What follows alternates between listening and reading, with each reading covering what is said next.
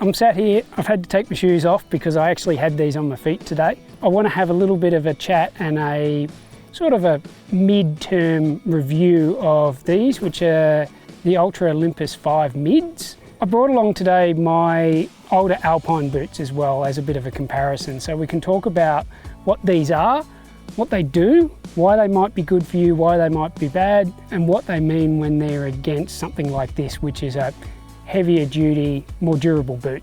I really like these from Altra. These are the Olympus 5 mids. They've got a GORE-TEX lining, so they're a full waterproof boot. They've got I think it's a 32mm stack height as far as the height of the cushion.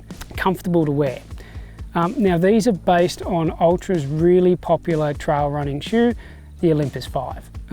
So they've got a decent grip on the bottom, but they come up to mid-ankle height, and you've got the advantage of the fact that they are waterproof. What you really want to consider is that these will wear like a trail runner. So if you're really hard on your trail running shoes and you get 200k out of them, 300k, then these are probably going to wear out in the same length of time. If you can get 500-600k out of your trail runners, then they're going to wear out in that period, roughly. Treat and understand these as a lightweight shoe. Even though they are a hiking boot, they will not last anywhere near as long as one of these, for example. Something like this boot has a PU sole. That PU sole lasts longer than EVA. So the advantage in buying a full leather PU sole boot is that it is going to last longer because the PU lasts longer, so the sponginess in the sole. They don't flex as much, which means you don't get as much creasing through the leather. Again, that enhances the level at which they're going to last. This boot in particular is an Alpine boot from Lowa. It's a Cevedale. I've had this one for probably 6 years. It's seen better days. It is leaking now as well, so I don't tend to wear it for too much. But it has this full rubber rand around it, which gives more protection and longevity to the boot. To save weight, you don't get features like that on the Ultras. So they're designed as a lightweight boot. There is a lot of, or starting to become a lot more of these light hiking boots on the market that are based on trail runners, that are based with an EVA sole. They don't have the tread depth, they don't have the durability in the tread.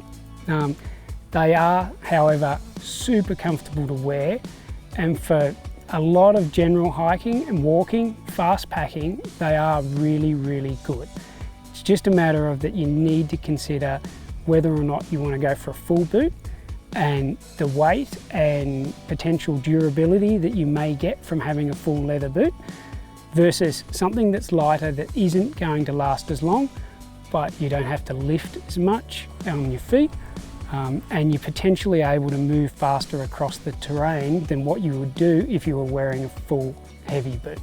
When we're comparing features between a proper mountain boot and something like this Altra, on the Altra you'll see that it's quite flat across the bottom.